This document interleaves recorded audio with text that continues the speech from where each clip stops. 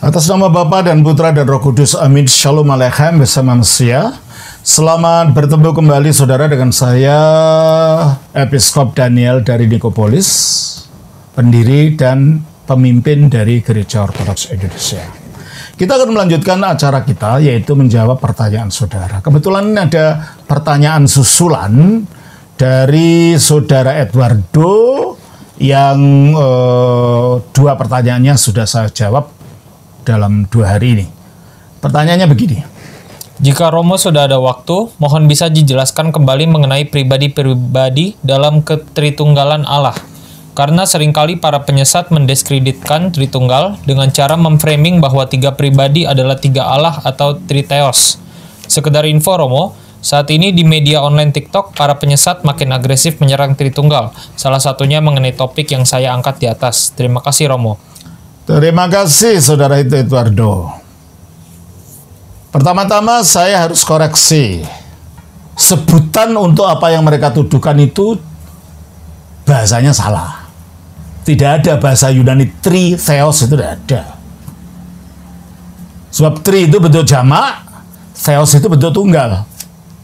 Kalau memang ada 3 Tuhan, 3 Allah, ya bahasa Yunani tri thei. Tulisannya T-H-E-O-I, bukan tri theos. Itu membuat bahasa Yunani yang kacau. Karena tri itu tunggal atau jamak, maka kata bendanya juga harus jamak, bukan theos, tapi thei, tri thei. Lalu tri thei artinya memang 3 ilah, 3 Allah. Nah kalau tri theos tidak ada artinya, ya. Jadi dalam beristilah saja sudah salah, lalu mengkritik makna dari teologinya, ya morat marit lah. Nah, mari saya jelaskan. Kata yang diterjemahkan pribadi dalam bahasa Indonesia, itu sering dimengerti bahwa itu 3 perorangan. Nah, kalau artinya 3 perorangan, 3 individu, ya memang ada 3 Tuhan, 3 Allah. Tapi di dalam bahasa Yunani, kata yang akhirnya diterjemahkan ke dalam bahasa Yunani, bahasa Indonesia sebagai pribadi itu adalah hipostasis.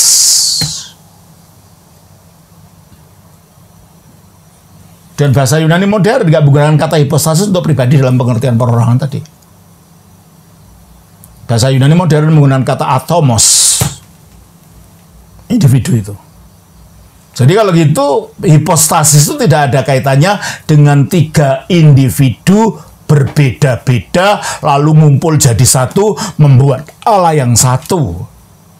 Jadi orang-orang ini adalah membuat hantu sawah dipukul-pukulin sendiri. Orang-orangan sawah. Bikin sesuatu yang tidak ada dalam teologi gereja. Nah, kata hipostasis itu sendiri kita jumpai di dalam Ibrani pasal 1 ayat 3. Ya tentunya harus dalam bahasa aslinya. Sebab kalau terjemahan nggak akan jelas kata-kata itu muncul. Tolong bacakan. Ia adalah cahaya kemuliaan Allah dan gambar wujud Allah. Nah, kata wujud ini terjemahannya dari kata hipostasis. Jadi kalau di sini berarti hipostasis di sini artinya bukan perorangan, bukan individu, karena di situ disebut wujud. Kalau menggunakan istilah bahasa Indonesia terjemahan dari LAI. Mari kita baca di dalam Ibrani ini dalam bahasa aslinya. Ya.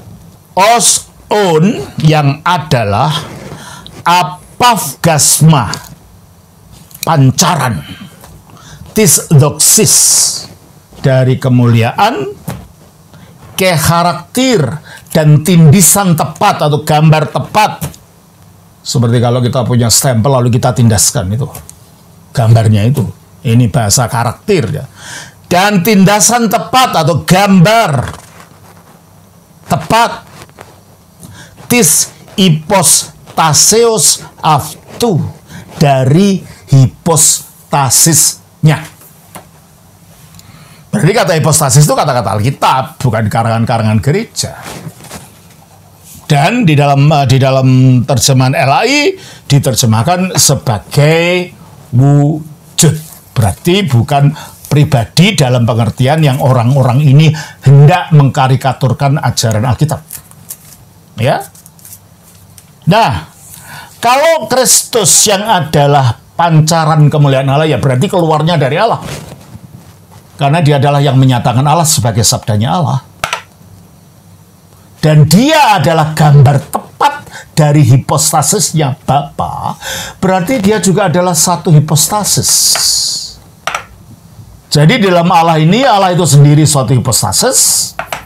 Dan firman-Nya juga sebagai gambar tepat dari dirinya juga hipostasis. Nah, hipostasis itu apa?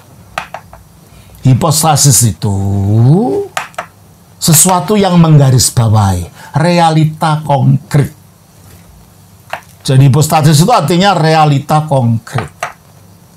Kalau kata-kata saudara dan kata-kata saya tidak ada hipostasisnya, sebab itu hanya suara sudah keluar hilang ke udara. Tidak ada realita konkretnya. Sementara firman-Nya Allah itu punya realita konkret. Roh-Nya Allah juga punya realita konkret. Itulah sebabnya firman-Nya Allah ini bisa dikasih oleh Bapa sebelum dunia dijadikan.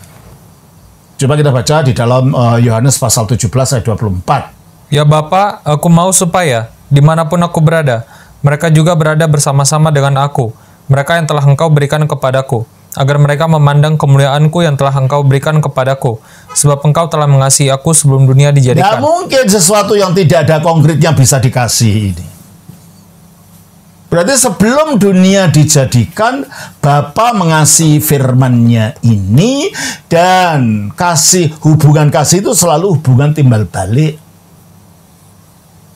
Saya tidak bisa mengasihi sesuatu yang tidak ada realita konkretnya, tidak bisa. Nah, Allah mengasihi firman-Nya, dan karena firman ini bisa dikasihi, maka firman itu mempunyai realita konkret, mempunyai hipostasis. Nah, sebaliknya untuk membuktikan bahwa firman ini juga memiliki realita konkret, firman juga mengatakan di dalam Yohanes 14 ayat 31.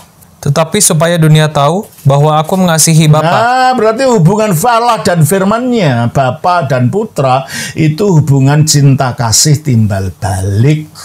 Cinta kasih selalu berjalan dua arah dengan dua poin, subjek dan objek. Subjeknya adalah Sang Bapa, objeknya adalah firman yang dikasihinya. Nah, ini jadi jangan dipikirkan bahwa hipostasis itu seperti orang, itu tidak.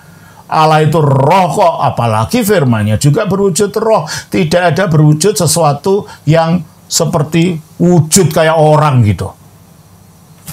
Nah, kalau memang ada wujud seperti ini, ya memang ada dua ilah. Itu satu. Menunjukkan, dan kita lihat bahwa firman ini dikatakan di dalam Yohanes 8 ayat yang ke-42. Kata Yesus kepada mereka, "Jikalau Allah adalah Bapamu, kamu akan mengasihi aku, sebab aku keluar dan datang dari Allah." Kalau firman ini keluar dari Allah, berarti tadinya di mana? Di dalamnya Allah. Jadi tidak terpisah. Kalau terpisah baru itu dua. Karena ini ada satu di dalam Allah. Makanya dia mengatakan aku dan Bapa itu satu. Bukan aku dan Bapa sama saja. Bukan itu artinya. Yohanes 10 ayat 40 ayat 30. Aku dan Bapa adalah satu. Aku dan Bapa adalah satu. Nah, kita harus kembali, jangan hanya berhenti pada terjemahan. Kembali kepada bahasa asli Yunaninya. Ego ke opatir. Jadi ego, yaitu sang putra ini, ke, dan opatir sang Bapa. Berarti mereka berdua berbeda. Ego ke opatir. N atau head. Di dalam bahasa Yunani, kata benda termasuk angka itu mempunyai jenis kelamin. Ada kelamin jantan. Jadi angka 1 kalau kelaminnya jantan bunyinya eis atau heis. Kata 1 kalau kelaminnya betina bunyinya mia. Dan kata 1 kalau kelaminnya netral bunyinya hen. Contohnya, pintu itu secara realita benda itu tidak punya kelamin. Betul? Mari kita lihat di dalam Yohanes pasal yang ke-10. Ayat 7. Maka kata Yesus sekali lagi, aku berkata kepadamu, sesungguhnya akulah pintu ke domba-domba itu. Ipen unpalin o Yesus. Maka berkatalah lagi Yesus, amin, amin, lego imin. Amin, amin atau sesungguh-sungguhnya, lego aku berkata imin, oti bahwa ego, emi, aku ini, aku adalah i vira. Vira itu pintu dan i ini menunjukkan kata benda perempuan. Emangnya kalau secara fakta pintu punya jenis kelamin? Enggak kan? Tapi di dalam tata bahasa untuk vira, untuk pintu itu jenis kelaminnya adalah jenis kelamin betina, i. Nah, logos itu jenis kelaminnya jenis kelamin jantan, ho. Jadi kalau jenis kelamin betina itu he atau i, kalau jenis kelamin jantan ho. Makanya enarchi in ho, logos. Ini jenis kelamin jantan. Nah, di dalam Yohanes 10 ayat yang ke-30 itu, kata yang diterjemahkan sebagai satu, itu adalah kata en atau hen. Bukan is, bukan he, tapi hen. Kalau Yesus memaksudkan aku dan Bapa adalah satu dalam arti aku ya Bapa itu, maka jenis kata keangka satu itu bukan hen karena itu netral, tidak punya jenis. Padahal Bapa itu menurut tata bahasa jenis kelaminnya apa? Oh, patir. Nah, kalau Yesus artinya Bapa, berarti jenis kelaminnya harus mengungkati ho patir ini, maka bukan en tapi his. Nah, kalau ego ke opatir his, dan katanya bukan esmen, adalah, sebab esmen itu kalau bahasa Inggrisnya we are, kami adalah. Nah, kalau Bapa dan Yesus itu sama saja, ya tidak ada dua, tidak ada we, ya I. Maka kata bahasa Yunaninya adalah eimi. Aku dan Bapa adalah, seharusnya eimi. Tapi tidak cocok dengan kata dan ini. Karena dan itu selalu menunjukkan dua. Jadi seandainya ego ke patir, heis eimi, itu bahasa Yunani yang morat-marit. Jadi bahasa Yunani yang benar terjemahannya aku dan Bapa, hen. Berarti kesatuan dalam sesuatu yang netral yang bukan hipostasis. Jadi hipostasisnya Bapa dan Putra itu beda. Tapi ada yang menyatukan, apa itu? Itulah keilahiannya. Itulah hakikat keilahiannya, bukan hipostasisnya. Dengan demikian, Bapa ya Bapa, Firman ya Firman, tetapi mereka satu dalam hakikat ilahinya, sebab dikatakan di situ kata adalah itu adalah kami adalah, we are, yang dalam bahasa Yunani adalah esmen. Dan kita lihat dalam ayat 33. Jawab orang-orang Yahudi itu, bukan karena suatu pekerjaan baik maka kami mau melempari engkau, melainkan karena engkau menghujat Allah, dan karena engkau sekalipun hanya seorang manusia saja, menyamakan dirimu dengan Allah. Menyamakan diri dengan Allah.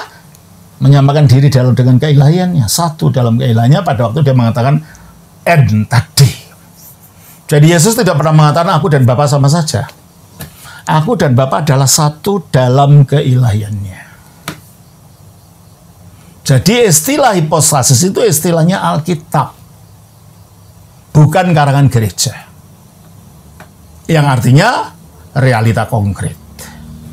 Jadi Bapa itu sebagai Allah yang wujud, yang ada, dia punya realita konkret. Firman-Nya juga yang ada di dalamnya, jadi tidak ada dua Allah. Karena firman itu ada di dalam Allah. Karena tadi mengatakan aku keluar dari Bapa. Dan di dalam Yohanes 1 ayat 1 kita baca, pada mulanya adalah firman. Firman itu bersama-sama dengan Allah. Bersama di mananya? Kalau bersama kan bukan satu orang. Oh, saya mau pergi bersama dengan diri saya, kan enggak. Firman itu bersama dengan Allah. Berarti firman dan Allah itu dua hipostasis yang berbeda, tapi bersama karena firman itu adanya di dalam Allah. Jadi karena firman ada dalam Allah, ya tidak ada dua Allah, maka tidak ada diotheos. Apalagi bahasa itu salah. Nah, Roh Kudus juga gitu. Roh Kudus itu rohnya Allah yang menghadirkan firman. Maka Roh Kudus itu harus punya realita konkret juga. Coba kita baca di dalam 1 Korintus 12 ayat 3. Karena itu aku mau meyakinkan kamu bahwa tidak ada seorang pun yang berkata-kata oleh Roh Allah dapat berkata, terkutuklah Yesus. Dan tidak ada seorang pun yang dapat mengaku Yesus adalah Tuhan selain oleh Roh Kudus. Jadi Yesus dihadirkan sebagai Tuhan pada manusia hanya oleh Roh Kudus. Berarti Roh Kudus itu yang menghadirkan firman ini dalam keilahiannya. Padahal firman ini hipostasis. Hanya hipostasis yang dapat menghadirkan hipostasis. Di mana Roh Kudus hadir, di situ firman Allah hadir, di situ Putra Allah ini hadir. Kita baca dalam Efesus pasal 3 ayat 16-17. Aku berdoa supaya Ia menurut kekayaan kemuliaannya menguatkan dan meneguhkan kamu oleh rohnya di dalam batinmu. Nah, dari rohnya di mana? Di dalam batin manusia, terus? Sehingga oleh imanmu Kristus diam di dalam hati. Nah, ternyata dengan rohnya hadir di dalam batinmu, yang hadir dalam hati atau batinmu siapa? Kristus. Berarti kalau gitu rohnya Allah itu menghadirkan Kristus. Kalau Kristus hipostasis, roh yang menghadirkan juga harus hipostasis. Tapi bukan hipostasis yang terpisah di luar diri Allah, tidak. Sebagaimana firman Allah itu dikatakan tadi, aku keluar dari Bapa, menurut Yohanes 8:42, berarti dia ada di dalam Bapa.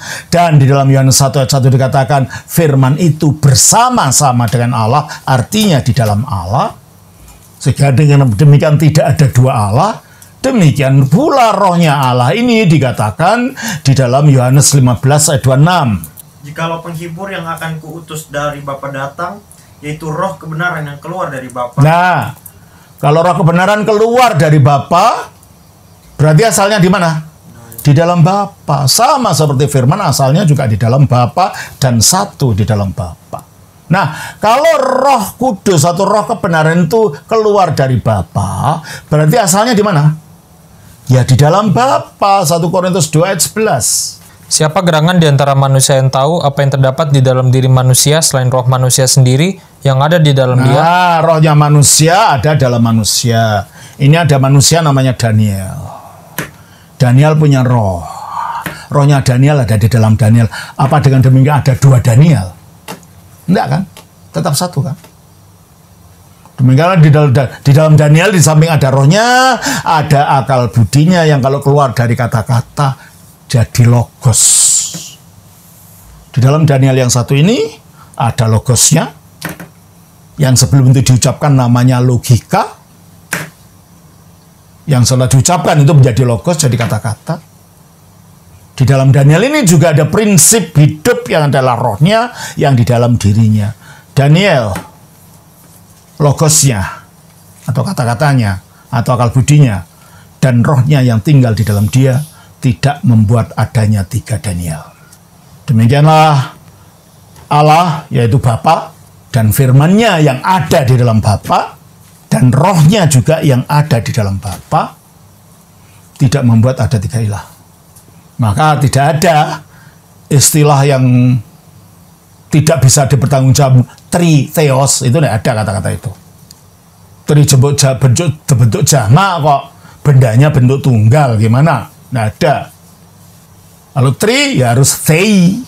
Nggak ada tri, theos, itu nggak ada itu. Bahasa apa itu? Orang Yunani nggak akan ngerti itu. Nah, kembali kepada 1 Korintus 2 ayat 11 tadi. Siapa gerangan di antara manusia yang tahu apa yang terdapat di dalam diri manusia selain roh manusia sendiri yang ada di dalam dia? Demikian pula lah tidak ada orang yang tahu apa yang terdapat di dalam diri Allah selain roh Allah. Jadi roh Allah ada di mana? Di dalamnya Allah, sebagaimana rohnya manusia di dalam manusia. Dan Allah itu siapa? Allah yang esa itu Bapa. Kita baca 1 Korintus 8 ayat 6. Namun bagi kita hanya ada satu Allah saja, yaitu Bapa. Ya, bagi kita hanya ada satu Allah saja, yaitu Bapa. Dan dari Bapa ini roh itu keluar, berarti asalnya berada dalam Bapa. Demikianlah Bapa ini Allah, yang dari Allah ini firman itu keluar, yang berarti firman itu ada di dalam Allah. Jadi dalam Allah yang satu yang ada Bapa, yang Bapa ini mempunyai hakikat kealahan yang satu. Dan di dalam hakikat kealahan yang satu ini firman berada, berarti firman ambil bagian di dalam hakikat kealahan yang satu ini, tidak menjadi dua Allah. Nah, di dalam hakikat Allah yang Bapa yang satu ini, roh juga tinggal di situ, berarti juga dia ambil bagian di dalam hakikat Allah yang satu ini. Jadi 3 hipostasis tidak mempunyai 3 hakikat keilahian yang berbeda, sebab kalau ada 3 hakikat keilahian yang berbeda, memang ada 3 ilah. Tetapi karena Bapa memiliki hakikat keilahian yang satu, di mana firman-Nya juga ambil bagian di dalam hakikat keilahian yang sama yang satu itu, di mana rohnya juga mengambil bagian dalam hakikat keilahian yang sama dan satu itu, maka dikatakan bahwa Allah itu hanya satu. Firman disebut Allah bukan karena dia Bapa. Firman disebut Allah karena dia tinggal bersama-sama Bapa, ambil bagian dalam kodratnya Bapa. Roh disebut Allah bukan karena dia itu terpisah dari firman-Nya Allah dan dari Allah membentuk entitas tersendiri. Tidak, dia disebut Allah karena dia tinggalnya di dalam diri Bapa yang satu, ambil bagian dalam kodrat keilahian yang satu tadi. Jadi Allah itu satu karena Bapa itu satu, yang di dalamnya roh dan firman itu tinggal. Allah itu satu karena roh dan firman itu mengambil dalam hakikat Allah yang satu yang ada di dalam Allah itu. Kita baca di dalam 1 Yohanes 3 ayat 4:24. Barang siapa menuruti segala perintahnya, ia diam di dalam Allah dan Allah di dalam dia. Dan demikianlah kita ketahui bahwa Allah ada di dalam kita, yaitu roh yang telah ia karuniakan pada kita. Allah ada di dalam kita, yaitu roh yang telah dikaruniakan kepada kita. Jadi Allah itu, roh itu Allah. Sebagaimana firman itu adalah Allah, bukan berarti ada 3 Allah. Tidak ada tritheos, itu istilah teologi dari mana, karang-karangan sendiri aja. Malulah kalau nggak tahu berteologi, jangan berteologi lah. Kembali kepada ajaran yang diajarkan para rasul yang tetap dipelihara oleh gereja. Jangan ngarang-ngarang.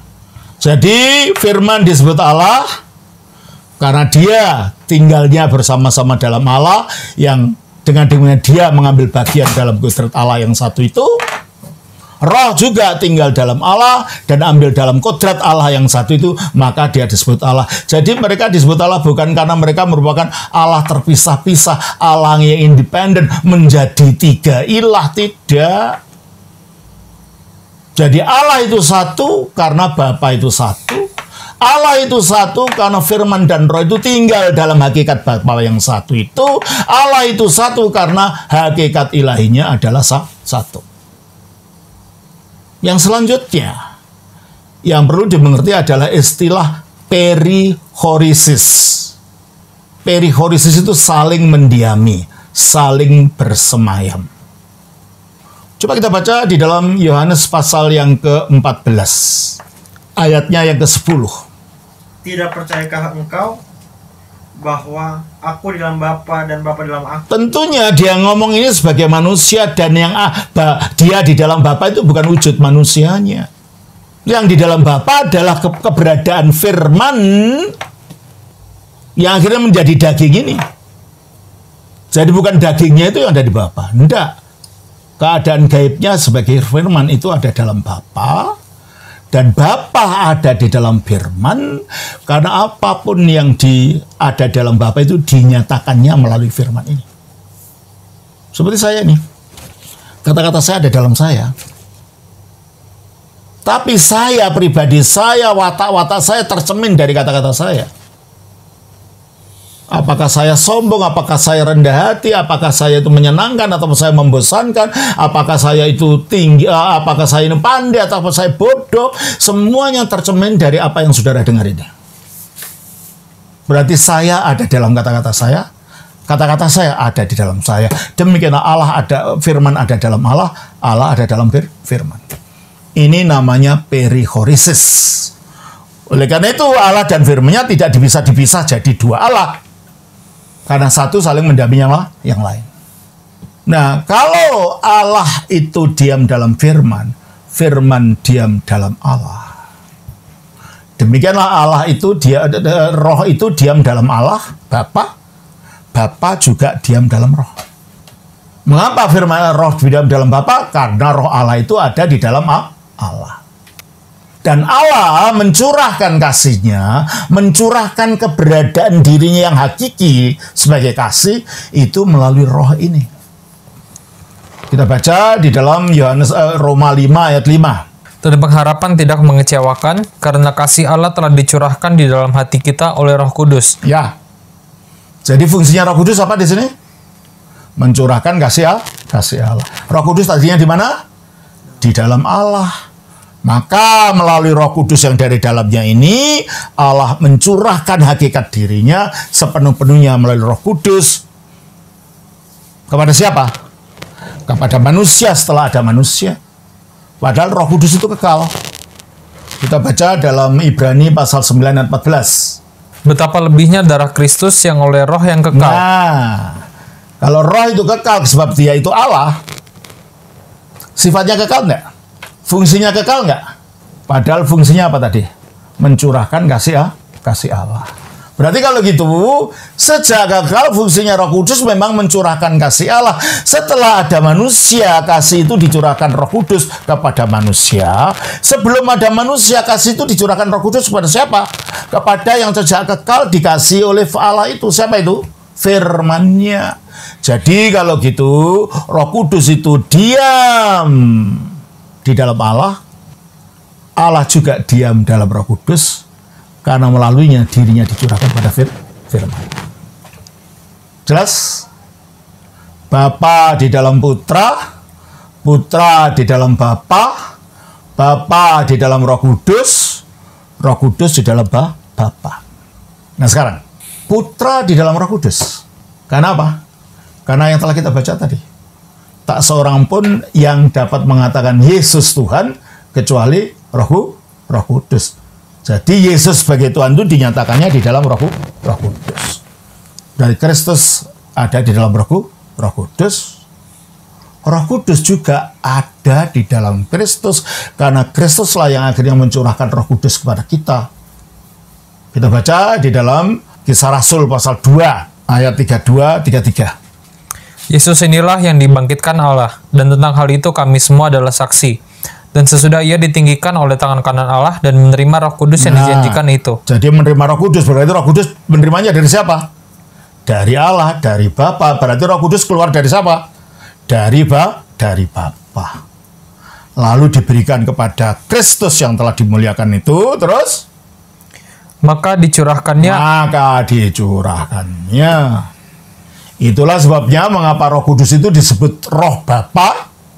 Kita baca di dalam Matius 10 ayat 20 coba. Karena bukan kamu yang berkata-kata, melainkan roh Bapamu. Roh Bapamu. Mengapa Roh Kudus disebut Roh Bapamu? Karena dia keluarnya dari Bapa. Jelas?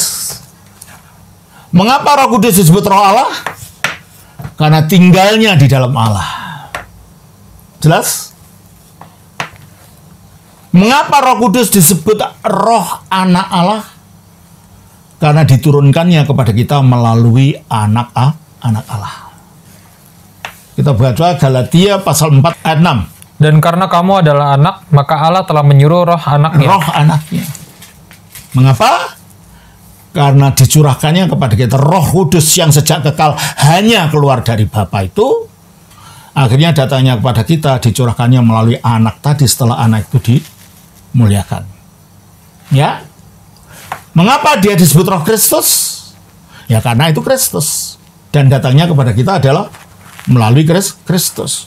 Coba kita baca Roma pasal yang ke-8 ayat 11. Mulai ayat yang ke-9. Tetapi kamu tidak hidup dalam daging, melainkan dalam roh.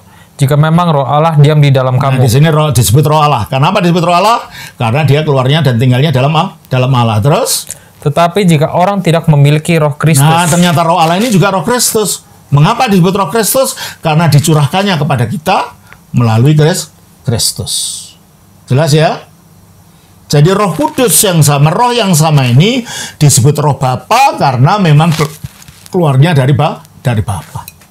Disebut roh Allah karena memang itu roh Allah yang tinggalnya di dalam Allah. Disebut roh anak Allah karena dicurahkannya kepada kita melalui anak Allah yang telah dimuliakan. Disebut roh Kristus karena anak Allah itulah artinya Kristus yang melaluinya roh dicurahkan. Disebut roh Yesus karena nama manusia dari anak Allah ini adalah Yesus. Coba kita baca dalam Kisah Rasul pasal yang ke-16 ayat 7. Dan setibanya di Misia, mereka mencoba masuk ke daerah Bitinia, tetapi roh Yesus tidak mengizinkan mereka. Tapi di atasnya disebut apa? Mereka melintasi tanah Frigia dan tanah Galatia karena Roh Kudus. Nah, di atas Roh Kudus. Jadi pada dirinya sendiri, rohnya Allah ini disebut Roh Kudus karena dialah yang menguduskan segala sesuatu. Atau disebut roh gitu aja. Tapi dalam hubungannya dengan Allah yang di dalamnya dia tinggal, dia disebut roh Allah. Sebagai yang keluar dari Allah yang disebut Bapa, maka dia disebut roh Bapa. Sebagai yang dicurahkan kepada kita melalui Kristus, maka disebut roh Kristus. Atau roh anak Allah, karena Kristus itu bergelar anak Allah. Atau roh Yesus, karena nama manusianya Kristus ini adalah Yesus. Jelas? Jadi ini bukan roh yang bermacam-macam, hanya satu roh. Coba kita baca dalam 1 Korintus 12. Ayat 4. Ada rupa-rupa karunia tetapi satu roh. Berapa roh? Tidak banyak. Memang dalam kitab Wahyu ada dikatakan 7 roh, tetapi itu menunjukkan tujuan karunia moral 7 buah yang diberikan Roh Kudus. Bukan rohnya itu ada 7. Rohnya satu. Terus kan? Ayat 11. Tetapi semuanya ini dikerjakan oleh roh yang satu dan yang sama. Ya, semuanya dikerjakan oleh roh yang satu dan yang sama. Rohnya Allah satu sebab Allah itu satu dan roh itu tinggalnya dalam Allah. Dan dia konkret. Makanya dia bisa berbicara roh ini. Kisah Rasul pasal 13 ayat 2. Pada suatu hari ketika mereka beribadah kepada Tuhan dan berpuasa, berkatalah Roh Kudus. Berkatalah Roh Kudus. Kalau dia nggak konkret bisa bicara nggak? Ya kan? Nah, kita baca lagi tadi di dalam Kisah Rasul pasal 16 ayat 6 dan 7 tadi. Mereka melintasi tanah Frigia dan tanah Galatia karena Roh Kudus mencegah mereka. Ya, terus? Untuk memberitakan Injil di Asia. Terus? Dan setibanya di Misia, mereka mencoba masuk ke daerah Bitinia, tetapi Roh Yesus tidak mengizinkan mereka. Oke. Melarang, tidak mengizinkan tindakan dari realita konkret. Dan kata Asia di situ maksudnya bukan Cina atau daerah itu provinsi di zaman Romawi, salah satu provinsi di negara Turki sekarang. Namanya Asia Minor. Jadi ada satu polemik Islam mengatakan Yesus Roh Kudus melarang Paulus mengabarkan Injil ke Asia. Maksudnya Asia ini belum ada Asia ini di zaman itu. Zaman itu adalah provinsi kecil namanya Asia Minor. Ya. Ini orang ngawur aja nggak tahu sejarah ya. Jadi kalau begitu saudara, Roh Kudus bisa bicara, Roh Kudus bisa mencegah. Roma 8 ayat 26. Demikian juga Roh membantu kita dalam kelemahan kita, sebab kita tidak tahu bagaimana sebenarnya harus berdoa, tetapi Roh sendiri berdoa. Nah, kalau tidak punya realita konkret bisa berdoa tidak? Tidak. Jelas ya? Roh ini berdoa. 1 Korintus 2 ayat 10. Karena kepada kita Allah telah menyatakannya oleh roh, sebab roh menyelidiki segala sesuatu. Nah, yang tidak punya realita konkret bisa menyelidiki? Enggak. Efesus pasal 4 ayat 30. Dan janganlah kamu mendukakan Roh Kudus Allah. Nah, yang tidak punya realita konkret bisa berduka atau didukakan. Tidak. Jadi Roh Kudus juga punya realita konkret. Firman juga realita konkret. Lah kalau saya punya roh tapi nggak ada realita konkretnya, kalau wujud keluar wujudnya nafas, tidak itu hilang. Ada realita konkretnya. Bisa kita pegang ini rohnya Romo Daniel. Nggak bisa. Sementara rohnya Allah bisa. Oleh sebab itu rohnya Allah disebut hipostasis dan tinggalnya di mana? Di dalam Allah. Firman-Nya Allah juga disebut hipostasis, makanya bisa dikasihi dan bisa mengasihi. Tinggalnya di mana? Di dalam diri Allah Bapa yang satu, di dalam hakikat Allah yang satu. Jadi saya ulang kembali. Putra tinggal di dalam roh. Karena roh itu yang menyatakan putra sebagai itu Tuhan. Tapi roh juga tinggal dalam putra. Kenapa? Karena dia yang mencurahkan kasih Bapa kepada putra, berarti dia tinggal di sana. Inilah namanya perichoresis, saling mendiami. Bapa dalam putra, putra dalam Bapa, putra dalam Roh Kudus, Roh Kudus dalam putra, Roh Kudus dalam Bapa, Bapa dalam Roh Kudus. Bisa dipisahkan deh itu. Kalau satu mendiami yang lain ini. Hanya di dalam angan-angan kita bisa memisahkan, tapi dalam realitanya tidak, karena satu di dalam dirinya Allah. Jadi Allah itu satu karena Bapa sebagai sumbernya itu satu. Sumber kealahan. Allah itu satu karena baik firman maupun roh tinggal di dalam hakikat Allah sang Bapa yang hanya satu itu. Dan Allah itu satu karena tiga hipostasis itu satu mendiami yang lain, yaitu perichoresis. Jadi bukan tiga entitas yang terpisah-pisah berbeda-beda. Kalau terpisah-pisah berbeda-beda tidak sama hakikatnya, ya memang tiga Allah. Tapi Alkitab tidak mengajarkan begitu, ajaran gereja juga tidak begitu. Nah, karena tiga-tiganya Bapa sebagai sumber keilahian, sumber dari rohnya dan firmannya, firman tinggal dalam hakikat yang sama, Roh Kudus tinggal di dalam hakikat ilahi yang satu ini. Kalau begitu ada berapa kasih? Ada berapa kasih Allah? Ya satu yang sumbernya dari Bapa, dicurahkan oleh Roh Kudus, tinggal di dalam firman, dan firman itu mengembalikan kasih yang sama itu. Jadi di dalam Allah yang memiliki roh dan firman ini, kasih Allah itu tinggal dalam Bapa, melalui rohnya, dicurahkan pada putra, dan sebaliknya. Jadi dalam diri Allah itu tidak ada tiga kasih yang berbeda. Kasih yang sama, diam dalam Allah, diam dalam firman-Nya, dan dalam rohnya. Demikian juga dengan sifat-sifat Allah yang lain. Apa yang dimiliki oleh Bapa, kuasanya, kasihnya, kemuliaannya, dan semuanya itu juga dimiliki oleh Putra. Yohanes 17 ayat 10. Dan segala milikku adalah milikmu. Iya tuh. Yang milikku bukan hanya sekedar milik manusia saja, dalam arti murid-muridnya. Tapi apapun yang dimiliki Yesus adalah miliknya Allah, terus dan milikmu adalah milikku. Yang dimiliki Bapa apa ya? Kasih, ya kuasa, ya kemuliaan, semuanya itu miliknya Kristus. Juga berarti sifat-sifat Allah yang satu itu ada di dalam Bapa dan juga ada dalam Putra. Jadi tidak ada dua kemuliaan atau tiga kemuliaan. Yohanes 16 ayat 12. Masih banyak hal yang harus kukatakan kepadamu, tetapi sekarang kamu belum dapat menanggungnya. Terus?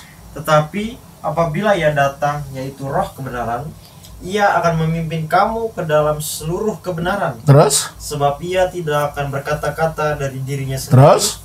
Tetapi segala sesuatu yang didengarnya, itulah yang akan dikatakannya, dan ia akan memberitakan kepadamu hal-hal yang akan datang. Terus? Ia akan memuliakan aku, sebab ia akan memberitakan kepadamu apa yang diterimanya daripada aku. Terus? Segala sesuatu yang Bapa punya adalah aku. Nah, jadi apa yang Bapa punya, itulah yang Kristus punya, itulah yang dikaruniakan oleh kepada Roh Kudus. Jadi Roh Kudus memiliki semuanya dari Kristus, Kristus memiliki semuanya dari Bapa. Apa yang miliknya Bapa itu miliknya Kristus, dan itu juga miliknya Roh Kudus. Jadi di dalam Tritunggal itu tidak ada 3 kekuasaan yang berbeda, tidak ada 3 kemuliaan yang berbeda, tidak ada 3 keagungan yang berbeda, tidak ada 3 kerajaan yang berbeda, karena baik firman maupun roh tinggal di dalam Bapa yang satu ini, memiliki hakikat yang satu, dan memiliki segala sesuatu yang satu dimiliki oleh yang lain. Dengan demikian, di dalam diri Allah ini hanya ada satu kehendak. Tidak ada kehendak yang berbeda-beda, membuktikan mereka bukan 3 entitas yang berbeda, bukan 3 ilah. Kita baca di dalam Yohanes pasal 5 ayatnya 19. Maka Yesus menjawab mereka dan katanya, Aku berkata kepadamu, sesungguhnya anak tidak dapat mengerjakan sesuatu dari dirinya sendiri. Jikalau tidak, ia melihat Bapa mengerjakannya. Anak tidak mengerjakan apa-apa dalam dirinya sendiri, bukan dalam pengertian dia hanya sekedar makhluk, bukan. Itu tafsiran Islam. Anak sebagai firman tidak dapat melakukan sesuatu kalau tidak dikehendaki oleh yang punya firman. Contohnya saya punya kata-kata. Kalau saya tidak menghendaki kata-kata saya itu keluar, muncul mengatakan ini, bisa kata itu muncul keluar? Saya tutup, tidak mau ngomong. Tidak akan kata itu meloncat dari pipi saya keluar gitu. Tidak akan kata itu meloncat dari hidung saya keluar sendiri. Firman tidak dapat melakukan apa-apa tanpa dikehendaki oleh Bapa. Kata-kata saya tidak dapat mengatakan apa-apa kalau saya tidak kehendaki. Karena memang firman diutus bukan untuk mengikuti kehendaknya sendiri sebagai manusia, tapi kehendak dia yang mengutusnya, sebab kehendaknya firman dan kehendaknya Bapa adalah satu. Coba kita baca dalam Yohanes pasal 6 ayat 38. Sebab aku telah turun dari surga bukan untuk melakukan kehendakku, tetapi untuk melakukan kehendak Dia yang telah mengutus aku. Berarti ada berapa kehendak kalau gitu? Satu yang dilakukan oleh firman, tapi itu kehendaknya Bapa. Di dalam Tritunggal hanya ada satu kehendak ilahi, di dalam Tritunggal hanya ada satu kasih ilahi, di dalam Tritunggal ada satu kuasa ilahi, dalam Tritunggal ada satu kemuliaan ilahi, dan semuanya. Pasal 5 ayat 30. Aku tidak dapat berbuat apa-apa dari diriku sendiri. Kenapa? Teruskan. Aku menghakimi sesuai dengan apa yang aku dengar. Terus? Dan penghakimanku adil, sebab aku tidak menuruti kehendakku sendiri. Itu.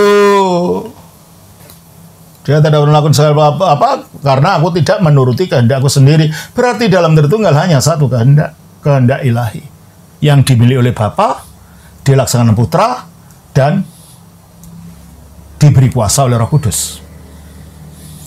Nah, kalau sumbernya satu, hakikatnya satu mendiami yang lain, mempunyai kehendak satu, mempunyai kuasa satu, mempunyai kasih yang satu, ada berapa Allah ini kalau gitu? Ya satu. Jadi Tritunggal itu bukan 3 Allah yang berbeda-beda. Bukan tuduhan yang ngawur triteos itu, sebab kata itu tidak ada, tidak dimengerti orang. Ya, jadi Tritunggal itu satu, dan pengertian pribadi itu bukan perorangan individu yang terpisah-pisah. Pribadi itu dari kata hipostasis yang kita jumpai kata-kata itu dalam Ibrani pasal 1 ayat 3. Jelas ya kalau begitu? Jadi saya ulang. Tritunggal itu satu karena sumber daripada firman dan Bapa itu Bapa yang adalah satu. Allah yang satu itu Bapa, di dalam Bapa ada firman dan Roh. Tritunggal itu satu karena baik firman maupun Roh tinggalnya dalam Bapa, ambil bagian dalam kodrat keilahian yang satu miliknya Bapa, sehingga mereka punya kodrat Allah. Berapa kodrat Allah? Berapa hakikat Allah? Satu. Tritunggal itu satu karena satu mendiami yang lain. Bapa dalam Putra, Putra dalam Bapa, Bapa dalam Roh Kudus dalam Bapa, Putra dan Roh Kudus dalam Putra. Ya. Dan Tritunggal itu satu Allah karena kehendak ilahi hanya satu yang tinggal di dalam Putra, Roh Kudus, meskipun sumbernya dari Bapa. Tritunggal itu satu karena hanya satu hidup. Hidupnya Putra itu berasal dari Bapa. Coba kita baca di dalam Yohanes pasal yang ke-5 ayat 26. Seperti Bapa mempunyai hidup dalam dirinya sendiri, demikian juga diberikannya anak mempunyai hidup dalam dirinya. Nah, berarti anak punya hidup asalnya dari mana? Dari Bapa. Ada berapa hidup kalau gitu? Satu hidup yang tinggal dari Bapa dan Putra. Nah, Roh Kudus karena tinggalnya dalam Bapa, dia juga punya hidup. Kita baca Roma 8 ayat 2. Roh yang memberi hidup. Nah, Roh memberi hidup. Kalau dia bisa memberi hidup, punya hidup tidak dalam dirinya? Ya punya. Di dalam Allah itu satu, karena Tritunggal itu satu, karena hanya satu hidup yang berasal dari Bapa, yang dikaruniakan kepada firman, dan disalurkan pada manusia oleh Roh Kudus. Dan Tritunggal itu satu Allah, karena kehendaknya satu. Tritunggal itu satu Allah, kasihnya satu. Tritunggal itu satu Allah, kuasanya satu, kemuliaannya satu, semuanya serba satu. Yang serba satu tidak mungkin tiga Allah. Ya. Jadi Tritunggal itu adalah satu Allah karena semuanya serba satu. Bukan tiga Allah, bukan karangan-karangan yang namanya Triteos tadi. Karena itu tidak ada istilah teologi seperti itu, dan itu tidak ada di dalam bahasa Yunani. Sudah ya, saudara? Saya kira itulah yang dapat saya jelaskan. Semoga saudara yang menyesatkan orang ini kembali kepada kebenaran. Tuhan berkati. Shalom. Nama Bapa, Putra, Roh Kudus. Amin.